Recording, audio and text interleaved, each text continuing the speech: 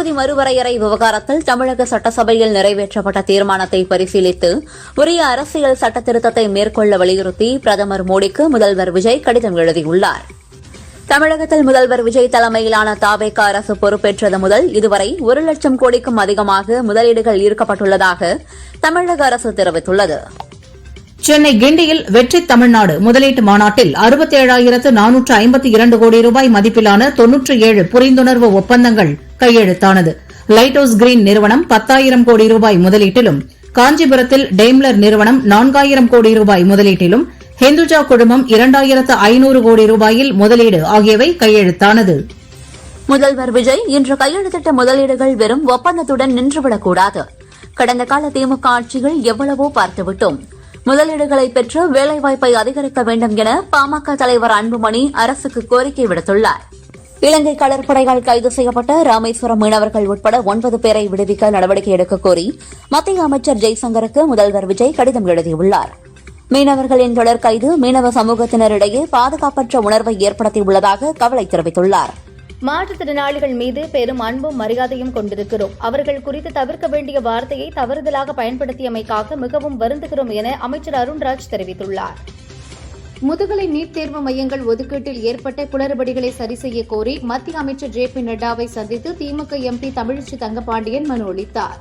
தமிழக மாணவர்கள் பாதிக்கப்படாமல் தேர்வுக்கு முன்பே இந்த சிக்கலை தீர்க்க வேண்டும் என வலியுறுத்தினார். சைவ வைணவம் மற்றும் பெண்கள் குறித்து சர்ச்சைக்குரிய வகையில் பேசிய முன்னாள் அமைச்சர் பொன்முடி மீதான வழக்கு விசாரணை ஆகஸ்ட் 28ஆம் தேதிக்கு ஒத்திவைக்கப்பட்டுள்ளது. தமிழக காங்கிரஸ் சட்டசபை குழு தலைவராக விளவங்கோடு தொகுதி சட்டமன்ற உறுப்பினர் தாரகை கத்பர் நியமிக்கப்பட்டுள்ளதாக மாணிக்கம் தாக்கூர் அறிவித்துள்ளார். விருதுநகர் சிவகாசியில் பட்டாசு விபத்தில் பலியானோர் குடும்பங்களுக்கு முதல்வர் விஜய் தலா 4 லட்சம் ரூபாய் நிதி உதவி வழங்க உத்தரவிட்டுள்ளார். இறந்தவர்கள் குடும்பத்தினருக்கு இரங்கலும் தெரிவித்தார். தேனி அரசு மருத்துவமனையில் சிகிச்சை பலனின்றி உயிரிழந்த 13 வயது சிறுவன் நிவாஸ் குடும்பத்திற்கு முதல்வர் விஜய் 3 லட்சம் ரூபாய் நிதியுதவி அறிவித்துள்ளார். சிறுவனின் குடும்பத்தினருக்கு ஆறுதல் தெரிவித்தார். பொதுமக்களின் கோரிக்கைகளை ஏற்று சென்னையில் மேற்கொள்ளப்பட்ட சொத்து வரி மாற்றியமைப்பை உடனடியாக நிறுத்தி வைக்க சென்னை மாநகராட்சி முடிவு செய்துள்ளதாக மாநகராட்சி கமிஷனர் சமீரன் அறிவித்துள்ளார். சென்னையில் சொத்து வரி உயர்வு குறித்து எங்களிடம் கலந்து ஆலோசிக்கவில்லை என மேயர் பிரியா குற்றம் சாட்டியுள்ளார். ஏற்கனவே 3.50 லட்சம் கட்டடங்களுக்கு சொத்து வரி மறுமதிப்பீடு நோட்டீஸ் வழங்கப்பட்டுள்ளதாகவும் தெரிவித்துள்ளார். மதுரை மீனாட்சி அம்மன் கோயில் அறக்கட்டளைக்கு சொந்தமான 60 கோடி ரூபாய் நிலத்தை அபகரித்ததாக பதிவான வழக்கில் துணை கலெக்டர் அன்பழகன் ஜாமீன் மனுவை முதன்மை அமர்வு நீதிபதி சாய் சரவணன் தள்ளுபடி செய்தார். அரசு செய்தி வெளியீடுகள் மற்றும் நேரடி ஒளிபரப்புகளின் போது சைகை மொழி பெயர்ப்பு துறையை 50% வரை பெரிதாக்க வேண்டும் என அமைச்சர் ஜெகதீஸ்வரியிடம் மாற்றுத்திறனாளிகள் நல வாரியம் கோரிக்கை விடுத்துள்ளது. டிஎன்பிஎஸ்சி குரூப் 1 தேர்வில் ஏற்கனவே அறிவிக்கப்பட்ட 26 காலி பணியிடங்களுடன் கூடுதலாக 20 காலி பணியிடங்கள் சேர்க்கப்பட்டு மொத்த இடங்களின் எண்ணிக்கை 46ஆக அதிகரிக்கப்பட்டுள்ளது. பார்லிமென்ட் மழைக்கால கூட்டத்தொடர் நிறைவு அடைந்ததை தொடர்ந்து 12 மசோதாக்கள் நிறைவேற்றப்பட்டுள்ளதாக பார்லிமென்ட் விவகார அமைச்சர் கிரண் ரிஜிஜு தகவல் தெரிவித்தார். மத்திய உள்துறை அமைச்சர் அமித் ஷா தலைமையில் ஆகஸ்ட் 19, 20 ஆகிய தேதிகளில் சென்னையில் தென்மண்டல முதல்வர்கள் மாநாடு நடக்கிறது. மாநாட்டில் 6 மாநில முதல்வர்கள் பங்கேற்று குற்றத்தடுப்பு மற்றும் எல்லை பிரச்சினைகள் குறித்து விவாதிக்க உள்ளனர். கர்நாடக சட்டசபை கேன்டீனில் உணவுத்துறை அதிகாரிகள் நடத்திய ஆய்வில் கெட்டுப்போன உணவுப் பொருட்கள் மற்றும் கரப்பான் பூச்சி மொய்த்த உணவுகளை கண்டுபிடித்து அழித்தனர். ஓலா, உபர், ராபிடோ போன்ற வாடகை வாகன செயலிகளில் டிப்ஸ் என்ற பகுதியை நீக்க வாடகை வாகன சேவை நிறுவனங்களுக்கு மத்திய சாலை போக்குவரத்து அமைச்சகம் அறிவுறுத்தியுள்ளது. உத்தரகாண்டில் காங்கிரஸ் தலைவர் மல்லிகார்ஜுன கார்கே கலந்து கொண்ட பொதுக்கூட்ட மேடை கங்கை நீரை கொண்டு சுத்திகரிப்பு செய்யப்பட்டதாக கூறப்படும் அவமதிப்பு செயலை கண்டித்து இன்று தமிழகத்தின் அனைத்து மாவட்ட தலைநகரங்களிலும் சத்தியாகிரக போராட்டம் நடைபெறும் என தமிழக காங்கிரஸ் கமிட்டி அறிவித்துள்ளது. உத்தரகாண்ட் சமோலி மாவட்டத்தில் சுரங்கப்பாதையில் ஏற்பட்ட மண் சரிவில் சிக்கிக் கொண்ட தொழிலாளர்கள் 10 பேரை மீட்கும் பணி தீவிரமாக நடந்து வருகிறது. நீலகிரி மற்றும் தேனி மாவட்டங்களின் ஓரிரு இடங்களில் இன்று பலத்த காற்றுடன் கூடிய கனமழை பெய்ய வாய்ப்புள்ளதாக வானிலை ஆய்வு மையம் எச்சரித்துள்ளது. மணிக்கு 40 முதல் 50 கிலோமீட்டர் வேகத்தில் பலத்த காற்று வீசும் என்றும் அறிவித்துள்ளது. மதுரை, திண்டுக்கல், சிவகங்கை, புதுக்கோட்டை, ராமநாதபுரம், திருச்சி, அரியலூர், பெரம்பலூர், கரூர், நாமக்கல், சேலம், ஈரோடு, கோவை, திருவண்ணாமலை, கடலூர், கள்ளக்குறிச்சி, விழுப்புரம் மாவட்டங்களில் நாளை மிதமான மழைக்கு வாய்ப்புள்ளதாக வானிலை மையம் தெரிவித்துள்ளது. ஆஸ்திரேலியாவில் 16 வயதுக்குட்பட்ட 7.5 லட்சத்திற்கும் அதிகமான சிறார்களின் சோசியல் மீடியா கணக்குகளை மெட்டா நிறுவனம் அதிரடியாக நீக்கியுள்ளது. கடுமையான அரசு விதிகள் மற்றும் அபராத நடவடிக்கைகளை தவிர்க்க இந்த நடவடிக்கை எடுக்கப்பட்டுள்ளது. ஹார்முஸ் ஜலசந்தி அமெரிக்காவின் கட்டுப்பாட்டில் இருப்பதாக ட்ரம்ப் தெரிவித்த நிலையில் அதனை ஈரான் மறுத்துள்ளது. தாவேக் அரசு ஆட்சி பொறுப்பேற்று 100 நாட்களை நெருங்கும் நிலையில் இதுவரை 1 லட்சம் கோடிக்கும் அதிகமான தொழில் முதலீடுகளை ஈர்த்துள்ளது. இதன் மூலம் 1,21,788 பேருக்கு வேலைவாய்ப்பு உறுதி செய்யப்பட்டுள்ளது. வேலைக்காக யாரும் சொந்த ஊரை விட்டு செல்லக்கூடாது என்பதே எங்கள் இலக்கு என சென்னையில் நடந்த முதலீட்டாளர்கள் மாநாட்டில் அமைச்சர் கீர்த்தனா பேசினார். குரூப் 2 மற்றும் 2A காலி பணியிடங்களின் எண்ணிக்கையை 821 3000 உயர்த்த வேண்டும் என அன்புமணி வலியுறுத்தியுள்ளார். இந்த நிலை தொடர்ந்தால் அடுத்த 5 ஆண்டுகளில் 50,000 பேருக்கு கூட அரசு வேலை கிடைக்காது என்றார். காவிரியில் இருந்து தமிழகத்திற்கு தண்ணீர் திறக்க முடியாது என கர்நாடகா திட்டவட்டமாக தெரிவித்துள்ளது. இது தொடர்பாக சுப்ரீம் கோர்ட்டில் கர்நாடக அரசு பதில் மனுவை தாக்கல் செய்தது. காவிரி நீர் மேலாண்மை ஆணையத்தின் உத்தரவை எதிர்த்து சுப்ரீம் கோர்ட்டில் தமிழக அரசு கூடுதல் மனு தாக்கல் செய்துள்ளது. காவிரியில் தினசரி வினாடிக்கு 12,000 கன அடி நீர் வீதம் 15 நாட்களுக்கு நீர் திறக்க உத்தரவிட்டதை எதிர்த்து அரசு மனு செய்துள்ளது. சுதந்திர தினத்தை முன்னிட்டு சென்னை புனித ஜார்ஜ் கோட்டையில் முதல்வர் விஜய் தேசிய கொடியேற்ற உள்ளார். கோட்டையை சுற்றியுள்ள பகுதிகளில் 5 அடுக்கு பாதுகாப்பு போடப்பட்டுள்ளது.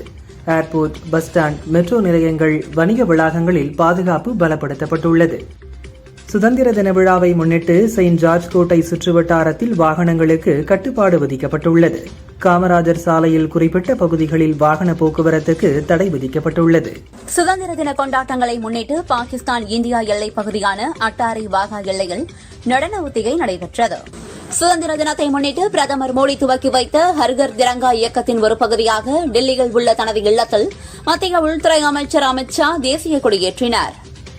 பார்லிமெண்ட் மழைக்கால கூட்டத்தொடரின் கடைசி நாளான இன்றும் எதிர்க்கட்சிகள் தொடர் அமளியில் ஈடுபட்டதால் லோக்சபா தேதி குறிப்பிடாமல் ஒத்திவைக்கப்படுவதாக சபாநாயகர் ஓம் பிர்லா அறிவித்தார்.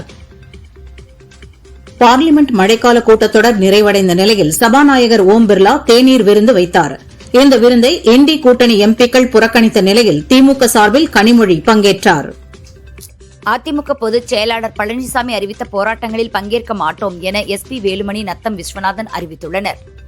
2024-25 ஆண்டுக்கான சங்கீத நாடக அகாடமி விருதுகளை 115 கலைஞர்களுக்கு ஜனாதிபதி திரௌபதி முர்மு தில்லியில் நடைபெற்ற நிகழ்ச்சியில் வழங்கினார். தமிழகத்தைச் சேர்ந்த மூத்த நடிகர் வாகை சந்திரசேகருக்கு வாழ்நாள் பங்களிப்புக்காக அகாடமி விருது வழங்கப்பட்டது. செங்கோட்டை கார் குண்டுவெடிப்புக்கு அல் கொய்தாவின் துணை அமைப்பே காரணம் என ஐக்கிய நாடுகள் பாதுகாப்பு கவுன்சில் குழு அறிக்கையில் தெரிவித்துள்ளது. லார்பிபான் குரங்கு பற்றிய விவரங்களை 3 நாட்களுக்குள் நேரில் வந்து ஆவணங்களை ஒப்படைத்து பதிலளிக்க வேண்டும். நடிகர் விக்ரமுக்கு வனத்துறை நோட்டீஸ் அனுப்பியுள்ளது. தமிழக அரசின் வருவாயை பெருக்குவதற்கான வழிகளை ஆராய அமைக்கப்பட்ட மாண்டேக் சிங் அலுவாலியா குழு சென்னை தலைமைச் செயலகத்தில் முதல்வர் விஜயை சந்தித்து ஆலோசனை நடத்தியது. ஜனநாயக நாட்டில் யார் வேண்டுமானாலும் கட்சி தொடங்கலாம், ஆனால் தங்களை யார் ஆட்சி செய்ய வேண்டும் என்பதை மக்கள் தான் முடிவு செய்வார்கள் என நடிகர் தனுஷ் குறித்த கேள்விக்கு அமைச்சர் சம்பத்குமார் பதிலளித்தார். ராணிப்பேட்டை மாவட்டம் பணப்பாக்கம் சிப்காட் தொழிற்பேட்டையில் 2.5 கோடி மதிப்பீட்டில் கட்டப்பட்டுள்ள சிப்காட் அலுவலகத்தை முதல்வர் விஜய் காணொலி வாயிலாக திறந்து வைத்தார். அதைத் தொடர்ந்து கலெக்டர் பிரியா குத்துவிளக்கேற்றி சிப்காட் தொழில் வளாகத்தை செயல்பாட்டுக்கு கொண்டு வந்தார். கோவை கல்லூரி மாணவர் அமுதனின் படுகொலையை குழு மோதல் என கூறி மழுப்புவதா என சீமான் கேள்வி எழுப்பியுள்ளார். ஒழுக்கங்களை போதிக்கக்கூடிய கல்விக்கூடங்களில் பகைமை, வெறுப்பு, போதை பழக்கம் உருவாக்கி உயிரை போக்கும் நிலை ஏற்பட்டுள்ளது என்றார். தமிழக மீனவர்கள் இலங்கை கடற்படையினரால் கைது செய்யப்படுவதை தடுக்க மத்திய வெளியுறவு அமைச்சர், மீன்வளத்துறை அமைச்சர் ஆகியோரை சந்தித்து பேச்சுவார்த்தை நடத்த டெல்லி செல்கிறோம் என அமைச்சர் ஸ்ரீநாத் தெரிவித்துள்ளார். கனிம வளங்கள் மீது மாநில அரசுகளுக்குள்ள செஸ் வரி உள்ளிட்ட நிதி அதிகாரங்களை பறிக்கும் வகையில் லோக்சபாவில் நிறைவேற்றப்பட்ட சட்ட திருத்த மசோதாவை மத்திய அரசு திரும்ப பெற வேண்டும் என திமுக MP கனிமொழி வலியுறுத்தியுள்ளார். அரசு மருத்துவமனை என்றாலே மக்கள் அச்சம் கொள்ளும் சூழல் நீங்குவது எப்போது என கேள்வி எழுப்பிய TTV தினகரன், அரசு மருத்துவமனைகளை நாடி வரும் ஏழைகளை கண்ணியத்துடன் நடத்த அரசு முன்வர வேண்டும் என்றார். நீட் தொடர்பான போராட்டத்தில் பங்கேற்றவர்கள் மீதான வழக்குகளை மகாராஷ்டிரா அரசு வாபஸ் பெற்றது. ஜந்தர் மந்தர் போராட்டத்திற்கு ஆதரவாக மகாராஷ்டிராவில் போராடியவர்கள் மீதான வழக்குகளை திரும்பப் பெறுவதற்கான அரசாணையை உள்துறை வெளியிட்டது. தொழில் நகரம் என்ற பெருமைக்குரிய கோவை மாவட்டத்தில் கடந்த சில நாட்களாக தொடரும் கொடூர கொலை சம்பவங்களால் பொதுமக்களின் பாதுகாப்பு முற்றிலும் கேள்விக்குறியாகியுள்ளது என வானதி கூறியுள்ளார். தமிழகத்தில் குடிநீர் தட்டுப்பாட்டால் மக்கள் வீதியில் இறங்கி போராடும் அவல நிலை தொடர்வது கவலை அளிக்கிறது. பருவமழை துவங்கும் முன் போர்க்கால அடிப்படையில் ஏரி குளங்களை தூர்வார அரசு நடவடிக்கை எடுக்க வேண்டும் என தமிழக பாஜக தலைவர் நயினார் நாகேந்திரன் வலியுறுத்தியுள்ளார். மற்ற மாநிலங்களை ஒப்பிடும்போது முதலீட்டிற்கான நம்பகமான மாநிலமாக தமிழகம் முதல் இடத்தில் உள்ளது. 2036 ஆண்டுக்குள் $1.5 டிரில்லியன் பொருளாதாரத்தை உயர்த்த இலக்கு நிர்ணயிக்கப்பட்டுள்ளது என அமைச்சர் கீர்த்தனா கூறினார். திருவண்ணாமலை ஏரியில் 8 கோடி ரூபாய்க்கு மேல் மதிப்புள்ள மண் முறைகேடாக அள்ளப்பட்டதாக திமுக முன்னாள் அமைச்சர் ஏவ வேலு, அவரது மகன் குமரன் உள்ளிட்டோர் மீது அறப்போர் இயக்கம் லஞ்ச ஒழிப்பு துறையில் புகார் அளித்துள்ளது. தனியார் பிராண்ட் பெயரில் தேஜஸ் எக்ஸ்பிரஸ் ரயில் சேவை நாட்டில் முதல் முறையாக தொடங்கப்பட உள்ளது. ஸ்பிரைட் நிறுவன பெயரில் ஸ்பிரைட் தேஜஸ் எக்ஸ்பிரஸ் என்ற பெயரில் தனியார் சேவை இயங்க மத்திய அரசு அனுமதி அளித்துள்ளது. புதுச்சேரியில் உள்ளாட்சி தேர்தல் நடத்தும் நடைமுறைகளை விரைந்து முடித்து தேர்தல் நடத்துவதை உறுதி செய்ய சென்னை ஹைகோர்ட் உத்தரவிட்டுள்ளது. 14 ஆண்டுகளாக தேர்தல் நடக்காத நிலையில் 24 மாதம் கழித்து தேர்தல் நடக்கும் என அரசு பதில் அளித்துள்ளது. சுதந்திர தின கொண்டாட்டத்தை முன்னிட்டு சென்னை கோட்டை கொத்தளத்தில் ஒத்திகை நடந்தது. முதல் முறையாக முதல்வர் விஜய் கொடியேற்றுகிறார். சுதந்திர தின அணிவகுப்பில் சிங்கப்பெண் அதிரடி படையினரும் பங்கேற்கின்றனர். சாதிவாரி கணக்கெடுப்புக்கு தெலுங்கானா காங்கிரஸ் அரசு மாதிரியை மத்திய அரசு பின்பற்ற வேண்டும் என மாணிக்கம் தாகூர் வலியுறுத்தியுள்ளார். கணக்கெடுப்பில் மக்கள் கூறும் சாதி பெயர்கள் அரசு பட்டியலில் இருக்காது, குழப்பம் ஏற்படும், நோக்கம் நிறைவேறாது என்றார். தமிழகத்தின் தொழில் பரிமாணங்கள் இந்த முதலீட்டாளர் மாநாட்டின் மூலமாக மாற்றப்பட உள்ளது. திறமையும் மனித வளமும் தமிழகத்தில் குவிந்துள்ளது. இன்றைய முதலீடுகள் அடுத்த 10 ஆண்டுகளுக்கு எங்களுடைய பாதையை காட்டுகிறது என அமைச்சர் கீர்த்தனா கூறினார். நுகர்வோர் குறைதீர் ஆணையங்கள் வழக்குகளை தீர்க்க எடுத்துக் கொள்ளும் தாமதத்திற்கு சுப்ரீம் கோர்ட் கண்டனம் தெரிவித்துள்ளது. நிலுவையில் உள்ள வழக்கு விவரம் குறித்து அறிக்கை வெளியிட உத்தரவிட்டுள்ளது. ஏர் இந்தியாவில் பணியாற்றும் அனைத்து விமானிகளுக்கும் போதைப்பொருள் பரிசோதனை செய்ய அந்நிறுவனம் முடிவு செய்துள்ளது. இதற்கான பணி இன்று துவங்கியது. மராட்டிய மாநிலம் நான்டெட் குருத்வாரா அருகே அகாலிதளம் தலைவர் சுக்பீர் சிங் பாதல் மீது மர்ம நபர் கத்திக்குத்து தாக்குதல் நடத்தியதில் அவர் லேசான காயங்களுடன் மருத்துவமனையில் அனுமதிக்கப்பட்டுள்ளார். சத்தீஸ்கரின் ராய்ப்பூர் நகரில் நடந்த தேசிய கைத்தறி தின நிகழ்ச்சியில் ஆயுதங்களை ஒப்படைத்து சரணடைந்த பெண் நக்சல்கள் மாடல்களாக வந்து பார்வையாளர்களின் பாராட்டுகளை பெற்றனர். கொல்கத்தா ஆர்ஜிகர் மருத்துவமனையில் பெண் டாக்டர் பாலியல் வன்கொடுமை செய்து கொல்லப்பட்ட வழக்கில் சாட்சியங்களை மறைக்க டாக்டர் உடலை அவசரமாக தகனம் செய்த குற்றச்சாட்டில் திரிணாமுல் காங்கிரஸ் முன்னாள் எம்எல்ஏ நிர்மல் கோஷ் கைது செய்யப்பட்டுள்ளார். ஆசிட் வீச்சால் பாதிக்கப்பட்டோர் சிகிச்சைக்காக ரயிலில் பயணிக்கும்போது கட்டணச் சலுகை வழங்க வேண்டும் என சுப்ரீம் கோர்ட் முன்வைத்த பரிந்துரையை மத்திய அரசு கொள்கை அளவில் ஏற்றுக்கொண்டது. புதிய கொள்கை விதிகளை இறுதி செய்ய தலைமை நீதிபதி அமர்வு 6 வாரங்கள் அவகாசம் வழங்கி உத்தரவிட்டுள்ளது. வேளாண்மை முதல் பேரிடர் மேலாண்மை வரை விண்வெளி தொழில்நுட்பத்தை இஸ்ரோ விரிவுபடுத்தி உள்ளது என மத்திய அமைச்சர் ஜிதேந்திர சிங் தெரிவித்துள்ளார். 2026 வேளாண்மை உள்ளிட்ட பல்வேறு துறைகளில் தொழில்நுட்ப பயன்பாடுகள் மேற்கொள்ளப்பட உள்ளதாக கூறினார். துணை ஜனாதிபதி சிபி ராதாகிருஷ்ணன் செங்கல்பட்டு, திருவாரூர் மற்றும் தஞ்சாவூரில் நடக்கும் பல்வேறு நிகழ்ச்சிகளில் பங்கேற்பதற்காக 2 நாள் பயணமாக வரும் 16ஆம் தேதி தமிழகம் வருகிறார். கர்நாடகாவில் மேகதாது அணை கட்ட வலியுறுத்தியும் தமிழக அரசுக்கு எதிர்ப்பு தெரிவித்தும் கன்னட அமைப்பினர் முழு கடையடைப்பு போராட்டத்தில் ஈடுபட்டனர். இதனால் மாநில எல்லையில் 2 மாநில போலீசார் பாதுகாப்புக்காக குவிக்கப்பட்டனர். கோவை மாணவர் அமுதன் கொலை வழக்கில் ஏற்கனவே 6 பேர் கைது செய்யப்பட்ட நிலையில் ஸ்ரீராம், ஹரீஷ் பாண்டியன், லலித் ஆதித்யா ஆகிய மேலும் 3 மாணவர்கள் கைதாகியுள்ளனர். திருவாரூர் தியாகராஜர் கோயில் கமலாம்பாள் திரு தேரோட்டம் ஆடிப்புற திருவிழாவை முன்னிட்டு வெகு விமரிசையாக நடந்தது. திரளான பக்தர்கள் தேரை வடம் பிடித்து இழுத்து வழிபட்டனர்.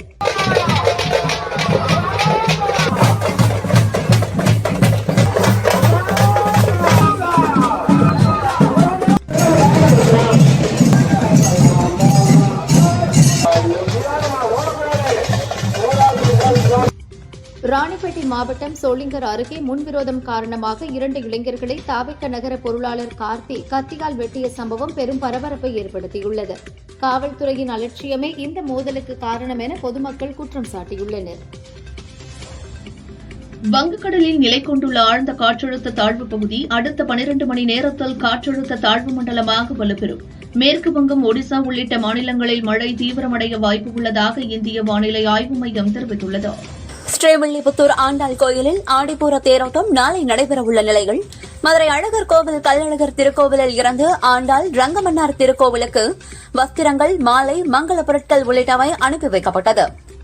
நெல்லை காரையாறு சொரிமுத்து அய்யனார் கோயிலில் ஆடி அமாவாசை விழா நடக்கிறது.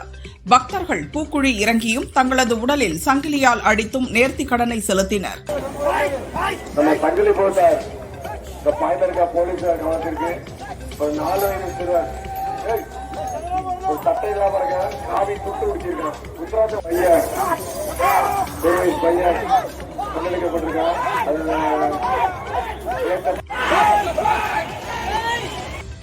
திருப்பதி ஏழுமலையான் கோயிலில் நேற்று ஒரே நாளில் 82,800 பக்தர்கள் சாமி தரிசனம் செய்த நிலையில் உண்டியல் காணிக்கையாக ரூபாய் 4.68 கோடி வசூலாகியுள்ளது. திருச்சி உறையூர் ஸ்ரீ குங்குமவல்லி சமேத ஸ்ரீ தான் தோன்றீஸ்வரர் கோயில் தில்லைக்காளி சந்நிதியில் வரமிளகாய் யாகம் நடைபெற்றது.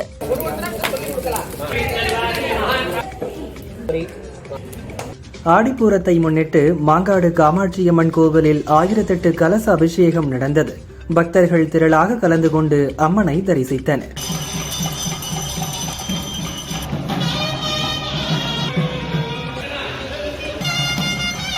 ஸ்ரீவில்லிபுத்தூர் ஆண்டாள் கோவில் ஆடிப்பூர தேரோட்ட விழாவின் 7ஆம் நாள் நிகழ்ச்சியில் ஆண்டாள் மடியில் ரெங்கமன்னார் சயனித்திருக்கும் சயன சேவை உற்சவம் விமரிசையாக நடந்தது. புதுச்சேரி வில்லியனூரில் உள்ள திருக்காமீஸ்வரர் கோயிலில் ஆடிப்பூர தேரோட்ட திருவிழா வெகு விமரிசையாக நடந்தது. அமைச்சர் நமச்சிவாயம் தேரை வடம் பிடித்து இழுத்து தேரோட்டத்தை துவக்கி வைத்தார். திரளான பக்தர்கள் பங்கேற்று சாமி தரிசனம் செய்தனர். ராமேஸ்வரம் ராமநாத சுவாமி கோயிலில் ஆடி திருக்கல்யாணம் விழா தேரோட்டம் நடந்தது. பர்வதவர்தினி அம்பாள் 4 ரத வீதிகளில் திருத்தேரில் பவனி வந்தார். நெல்லை நெல்லையப்பர் கோயில் ஆவணி மூல விழா கொடியேற்றத்துடன் துவங்கியது. 11 நாட்கள் நடைபெறும் விழாவில் சிகர நிகழ்ச்சியான கருவூர் சித்தருக்கு காட்சி கொடுக்கும் நிகழ்வு 23ஆம் தேதி நடைபெறவுள்ளது. சுதந்திர தின விழாவை முன்னிட்டு தமிழகம் முழுவதும் நாளை மறுநாள் டாஸ்மாக் கடைகளுக்கு விடுமுறை அறிவிக்கப்பட்டுள்ளது. தாம்பரம் கேம்ப் ரோட் சிக்னல் அருகே போலீஸ் பூத் அருகில் சாலையோரம் அமைக்கப்பட்ட மேஜர் முகுந்த் வரதராஜன் பெயர் பலகை நள்ளிரவில் மர்ம நபர்களால் அகற்றப்பட்ட சம்பவம் மக்களிடையே அதிர்ச்சியை ஏற்படுத்தியது. தகவல் அறிந்த அதிகாரிகள் மீண்டும் அதே இடத்தில் இன்று பெயர் பலகையை அமைத்தனர். சென்னை பள்ளிக்கரணையில் 1605 கிலோ குட்கா மற்றும் புகையிலை பொருட்கள் பறிமுதல் செய்யப்பட்டது. 3 பேரை போலீசார் கைது செய்தனர். கடத்தலுக்கு பயன்படுத்திய வாகனங்கள் பறிமுதல் செய்யப்பட்டது. தமிழக அச்சகங்களுக்கு முன்னுரிமை அளித்து அச்சிடப்பட்ட அனைத்து பாடப்புத்தகங்களும் பள்ளிகளுக்கு முழுமையாக அனுப்பி வைக்கப்பட்டுள்ளதாக தமிழ்நாடு பாடநூல் கழக தலைவர் லயோலா மணி கூறினார்.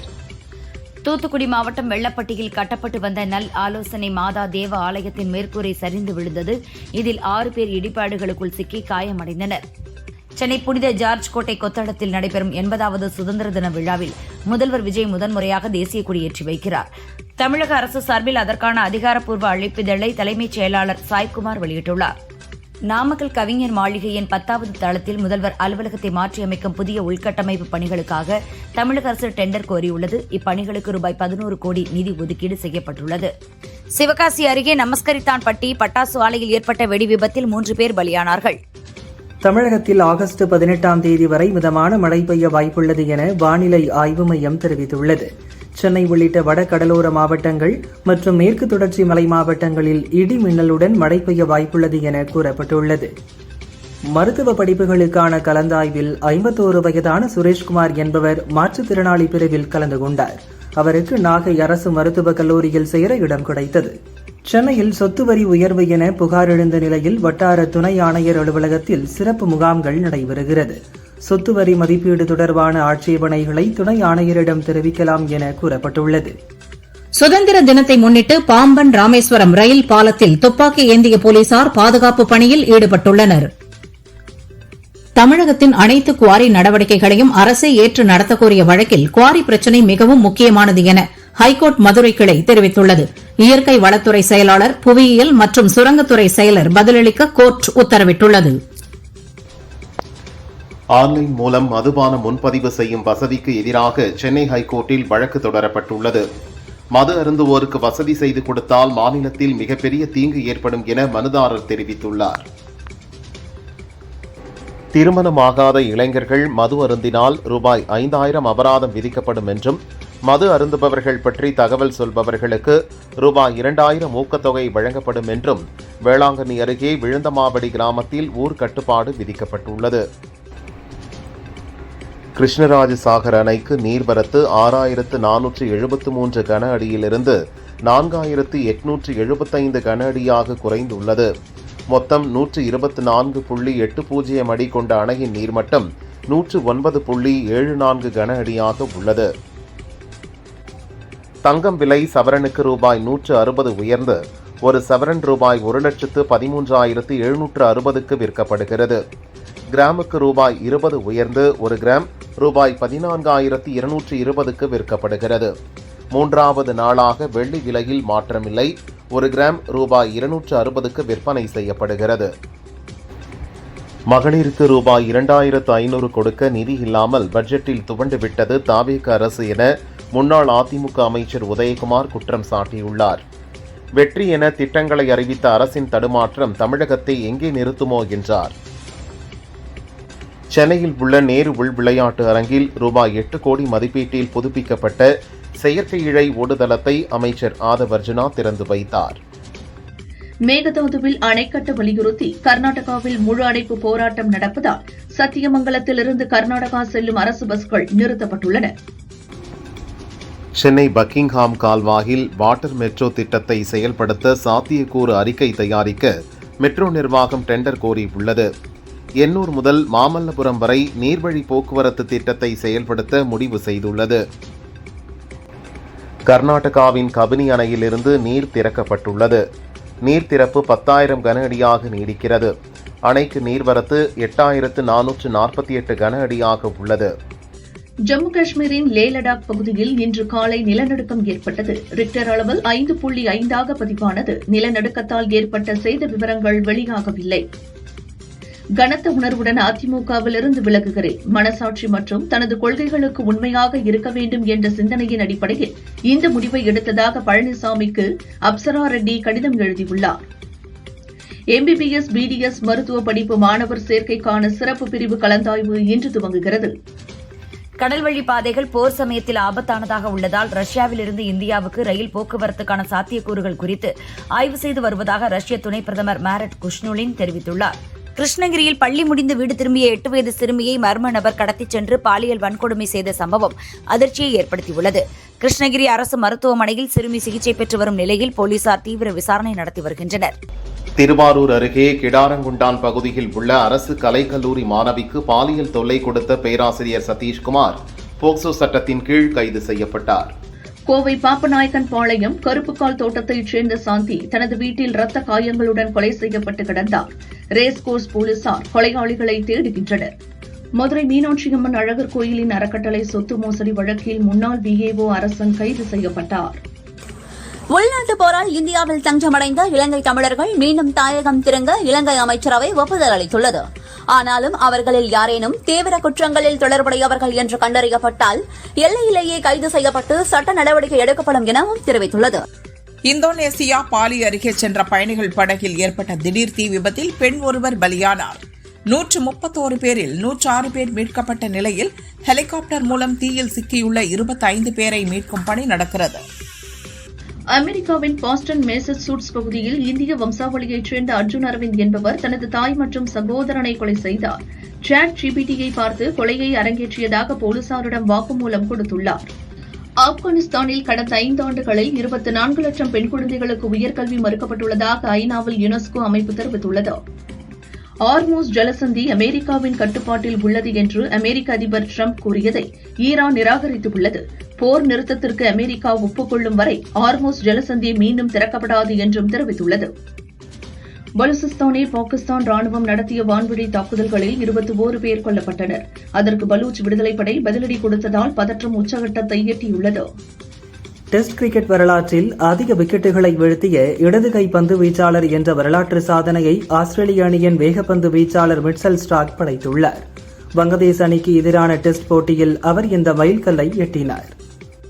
தென்னிந்திய திரைப்பட தொழிலாளர் சம்மேளனம் எனப்படும் பெப்சியில் ஒளிப்பதிவாளர்கள், ஸ்டென்ட் கலைஞர்கள் உட்பட 23 சங்கங்கள் உள்ளன. இந்த அமைப்புக்கான 2026-29 ஆண்டுக்கான நிர்வாகிகள் தேர்வு போட்டியின்றி தேர்வு செய்யப்பட்டுள்ளனர்.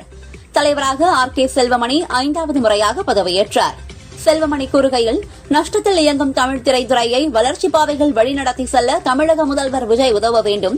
தமிழ்நாடு அரசு சார்பில் தமிழ் திரைப்பட வளர்ச்சிக் கழகம் என்ற அமைப்பை உருவாக்க வேண்டும் என்றார்.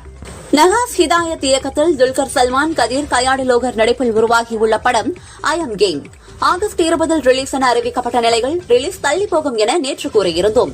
இப்போது செப்டம்பர் 3க்கு ரிலீஸ் தேதி தள்ளி போவதாக படக்குழு அறிவித்துள்ளது. 5 மொழிகளில் படத்தை பிரம்மாண்ட முறையில் பெரிய அளவில் வெளியிட உள்ளதால் இந்த முடிவை எடுத்துள்ளதாக தெரிவித்துள்ளனர். நடிகை அனுபமா பரமேஸ்வரன், நடிகர் துருவ் விக்ரம் இருவரும் காதலிப்பதாக செய்தி பரவியது. இருவரும் வெளிப்படையாக அறிவிக்கவில்லை. சமீபத்தில் தனது காதலை பிரேக்கப் செய்தார் அனுபமா. இதுபற்றி யார் பெயரையும் குறிப்பிடாமல் அவர் அளித்த ஒரு பேட்டியில், 2 வருட ஒளி, உடல் மற்றும் மன ரீதியாக பாதிக்கப்பட்டேன். உளவியல் ரீதியான துன்புறுத்தலுக்கு உள்ளானேன். அந்த நபர் ஒரு நாள் ரெமோவாக அன்பை பொழிவார், அடுத்த நாள் அந்நியனாக மாறுவார், அதற்கு அடுத்த நாள் அம்பியாக வந்து மன்னிப்பு கேட்டு கெஞ்சுவார். அவரின் கொடுமையில் இருந்து மீண்டு குணமடைய நிறைய நேரம் தேவைப்பட்டது என்றார். அசோக் செல்வன், பிரீத்தி முகுந்தன் நடித்துள்ள படம் அன்பில் அவன். கார்த்திகேயன் இயக்குகிறார். அசோக் செல்வன் கூறுகையில், சினிமா மாறிவிட்டது, கதையை விட அதை சொல்லும் ஸ்டைல் தான் முக்கியம். இது பெண்களை அவர்கள் படும் கஷ்டங்களை பேசவில்லை. இதில் ஏராளமான மாஸ் மொமெண்ட்ஸ் இருக்கிறது. காதல் புத்திசாலியை முட்டாளாக்கும், சாதாரணமானவனை சாதனையாளராக்கும். இதை பிரதிபலிக்கும் வகையில் இதன் திரைக்கதை அமைக்கப்பட்டிருக்கிறது என்றார்.